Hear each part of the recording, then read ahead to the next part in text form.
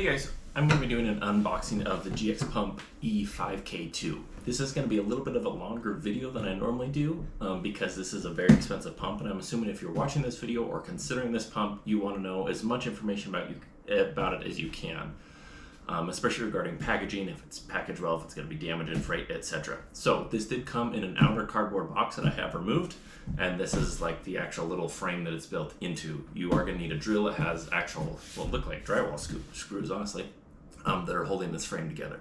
So I'm going to go ahead and unbox this so you can see how all of it is packaged, and then we'll dive into the details. If you don't want to see me unboxing this, just skip ahead a little bit, and we'll get to the nitty-gritty. I am going to give you guys a little bit of information about it while I'm unboxing it. This is I consider this to be like their shock compressor. If you are filling a lot of tanks or filling them frequently, or like for example, if you are a paintball field or an air gun range, something where you want to be filling tanks commercially, this is the kind of customer that I see typically wanting this kind of pump. I have heard lots of good things about it. I'm very excited to see how it works. So let's crack open this top half. There we go. Oh, I missed a couple back here. Whole bunch of screws holding it in place. This is also very heavy, even out. So plan on having 2 people to lift it up on tables or whatnot. Okay. So right out of the box, you have an actual instruction manual. You have some of the assembly parts, got bolts and whatnot. Your handle is look to be aluminum, which is nice.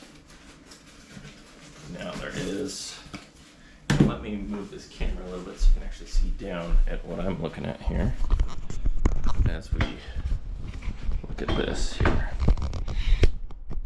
Okay. So we do have a bunch of foam. There's the actual pump itself, finally. More styrofoam. More styrofoam. And then here is the pump. It's all wrapped up. So my question is, what is the best way to get it out of the box?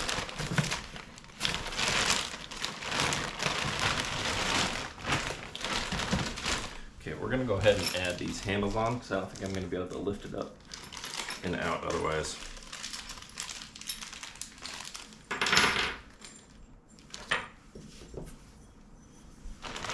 Stick those there. You've got your lock washer, bolt. Stick this in here. So this one, it is a 2-piston pump, 4 stages, and it does have water cooling in it, which is nice. Get that out of the way. And it says that it allows up to 10 hours of continuous work. So with it having 2 pistons, just some things to be aware of, you are going to have 2 grease pots, you're going to have 2 burst discs, all that good stuff.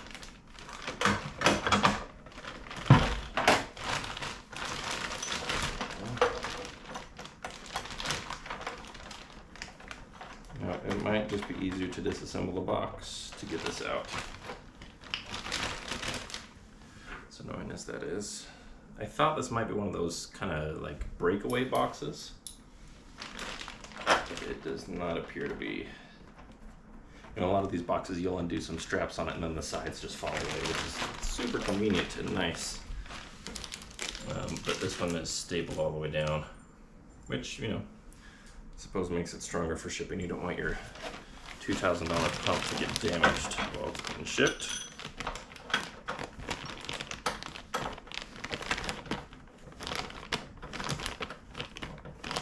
Apologize, the view here is probably bad. But almost done.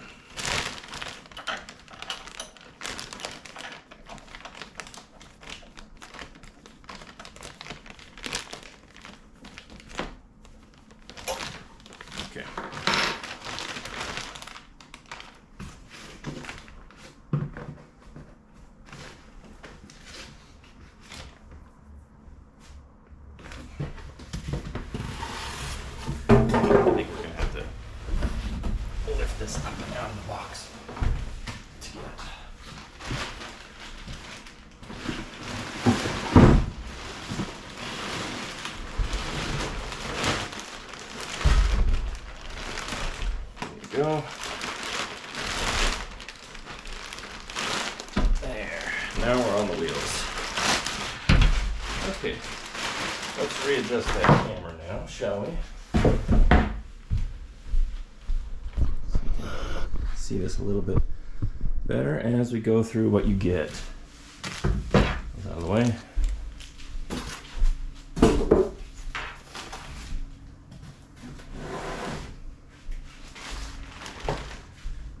Nice little certification here, whatever that's worth. Okay, you have your hose, which appears to be the exact same hose as on the CS4, which is fine by me. It's a good hose. You have your power supply, your assorted tools. It does come with one of these wrenches, which I'm curious what it's for here. It says labeled as a water tank, not coolant, which is different than the previous ones. All right, so let's go through our features here.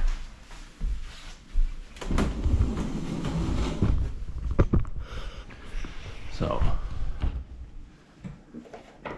you have right here, you have your air output.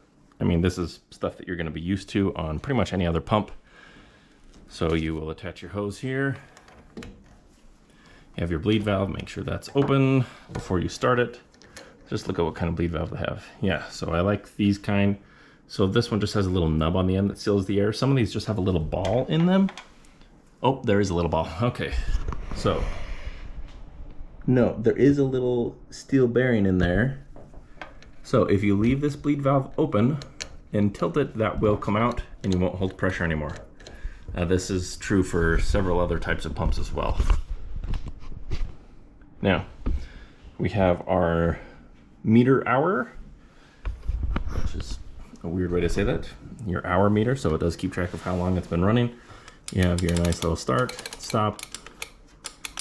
I actually kind of prefer the buttons they have on the other ones. These are like kind of cheap plastic ones, like the CS4. Oh, look at that, it's even nice. The CS4 has nice steel ones, but honestly, it's a button that's not going to break, I don't think. Now you have your nice overcurrent protector, power supply. So, and then down here, you have your drain valve as well. Now, if we spin it around, I do like that it has wheels. That certainly makes my job easier. Now you can see a little bit into the guts of the machine. So here you can see your liquid cooling. Looks like that's what's going to be pumping your water around and also showing you that it's actually flowing. You have your two pistons here. And then through here you can see that looks to be the radiator right there. And I'm going to take the cover off of this and we're going to look at it in depth here in just a second. Because again, if you're spending this kind of money on a pump, I'm assuming you want to know what it is that you're getting. So I can do an in-depth video. Now up here on top, you have your two grease pots for each one. You have your burst disc for each one. Your water tank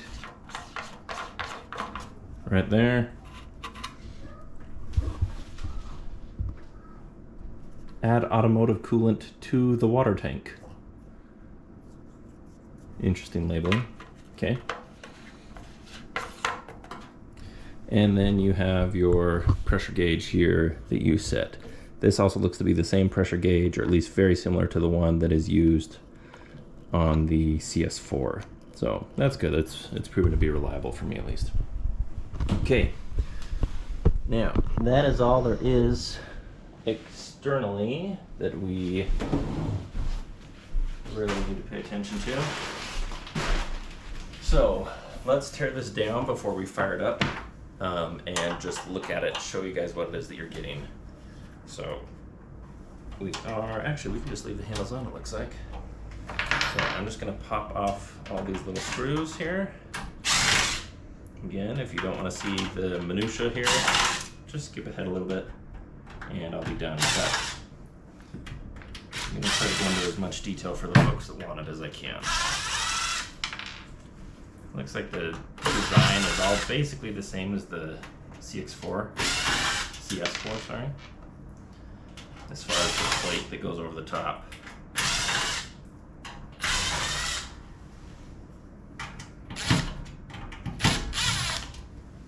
One thing I did not expect was for the mesh to be a grid like this. I thought it would be one solid piece like their other pumps. I don't know how I feel about that.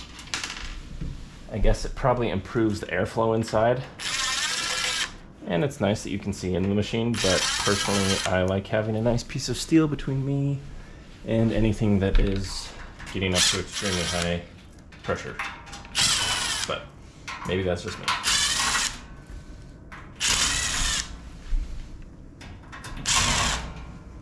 Okay, there's our outer mesh all taken care of.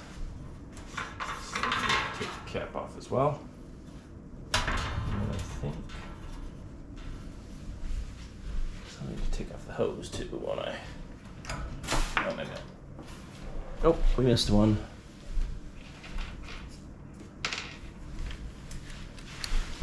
Top off that one in the corner. There we go. All right. Now let's take this off. The certificate's being torn. Fold that in there. There. Okay. Now this is what you're here for. Let's check out the inner workings. So, you've got nice clamps there. You've got your two pistons. I'm just going to do essentially a slow pan through so that you can see how everything's all hooked up. I also don't think this is a bad idea just to do initially. Just take a look at what's inside your machine. Make sure you understand it. These are built to last, in my opinion, and the customer support is decently good. There is a pretty large group of people out there that can answer questions as well, especially if you go on the Facebook page. There's a guy named Mark on there, and he's been great and helped tons of people. You have your nice big water reservoir. Up here you have your control board. Get a better view of that in just a second. So if you fire it up and nothing seems to be happening, chances are one of these just came loose back here. These are pretty standard connections, but these just slide on and off. And occasionally they will rattle loose, either just from personal use or in shipping. I've seen that happen too. Now here you have, these look to be overheating sensors, would be my guess. They're on the heat sink for each piston. So I'm guessing that's to track the heat and make sure it doesn't overheat on itself. We'll look at the spec sheet here in a minute and double check that's what it is. This does look to be your filter right here, or your drain, I guess I should say. So just be aware, probably not a bad idea to swap these out occasionally, and I'm sure the manual says that. We'll go through the manual here in a minute too. Down here, that is a chunk of steel. Or cast iron, whatever it is. I'm not a metallurgist. You've got your heatsink here, or your radiator, I guess. Okay, we're gonna go ahead and add our coolant. Like I said, you want to fill it up a good part, not quite all the way, but most of the way, and then run it. Get that good stuff in there. Stop there and check. You can see it is flowing down here in our little fan. So I'm going to plug it in. And you can see it is pushing it through. I can see it going to all the different hoses inside there. So we're just going to come up top here and check our levels. Yeah, it looks like we still need quite a bit. So I'm just gonna get the rest of this added here.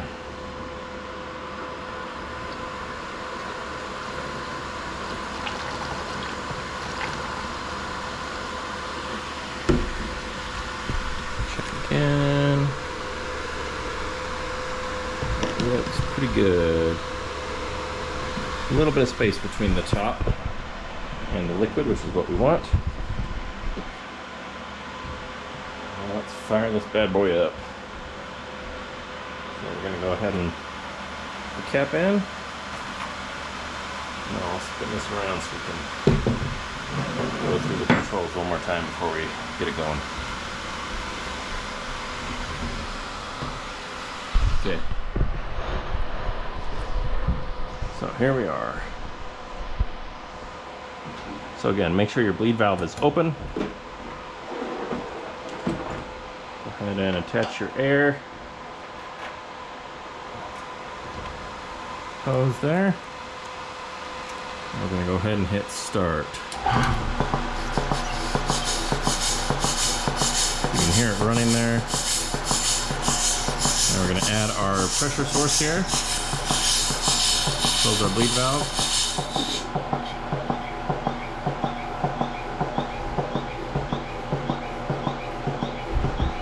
And right here you can see pressure is building.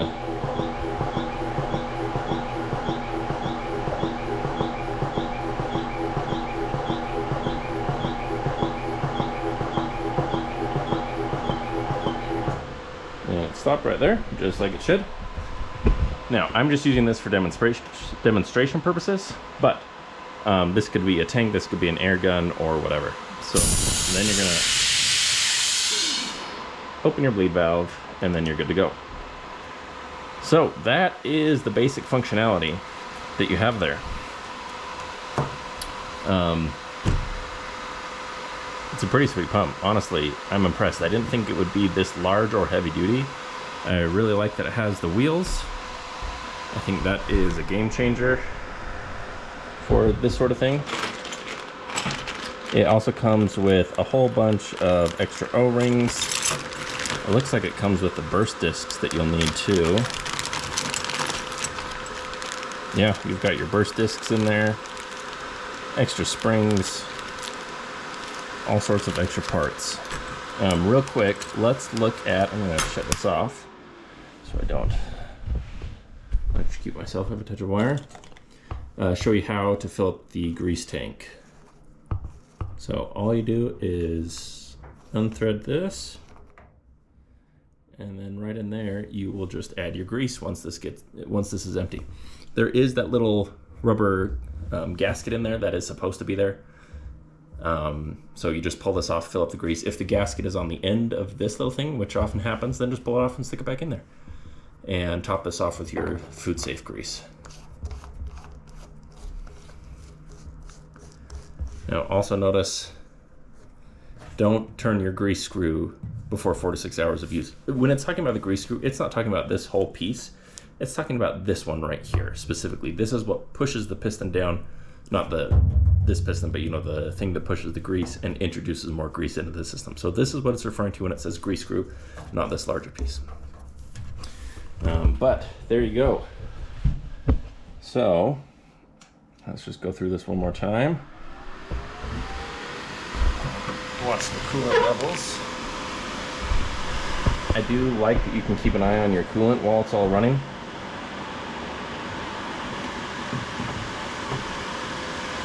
And let's just make sure we don't have any air bubbles in there. While this is running, I'm going to go ahead and just run through some of the specs on this machine. So if you are good to go and you don't need all this information, feel free to stop watching the video. If you do, I would really appreciate it if you use my link in the description to purchase this.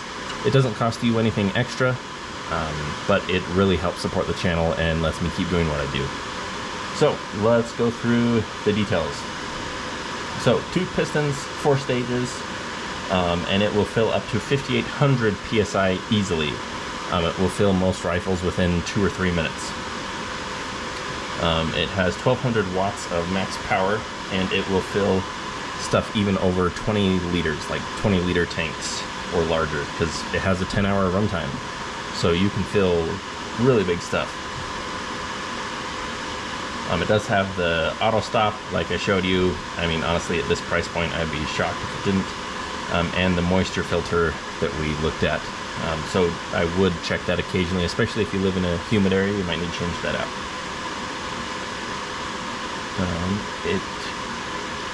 Let's see, So it says it'll fill a 6.8 liter tank in 45 minutes. That's going from 0 to 4,500 PSI. Whereas a half liter tank going from 1,000 to 4,500 PSI only takes 2.5 minutes. So for like HPA paintball, you could top off your players in 2 minutes, 2.5 minutes, and it would be great as long as they don't go below 1,000. Let's see what other stuff we want to talk about here. It does have a 12-month warranty. Oh, if you want to measure out your coolant before, it's 500 milliliters is the total. So that might be an easier way to do it than just eyeballing it, but eyeballing it will probably work too. And you do want to make sure that it is flowing through before you turn it on. You don't want to run this without that flowing. So if you are pouring water in here, or your coolant in here, and you don't see it running through your tubes, that's a bad sign. Make sure all your hoses are connected and stuff before you run it. Do not run this if you don't see coolant flowing through different tubes. And remember, you don't need to add grease when you first get this. You only add the grease after 4 to 6 hours. It has already been greased.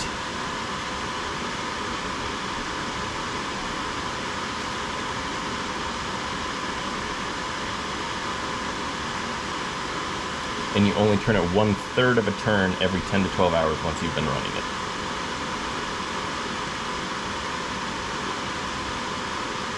And it looks like they do also give you these. This is the complete set of O-rings. So if you find that you're leaking air somewhere, especially after a little while, then you can go ahead and swap out every O-ring in the machine, which is really nice. So there you go. There are the specs. There is the pump. If you have any questions, hit me up in the comments, and I will do my very best to answer them.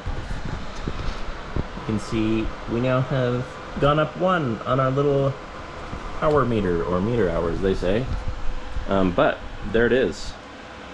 So again, let me know if you have any questions. If you found this video was helpful at all, I mean, you're here at the end, so presumably you did, then I'd really appreciate it if you use the link in the description to purchase these. It doesn't cost you anything else, but it does help me run the channel. And again, hit me up with comments and like and subscribe. Have a great day.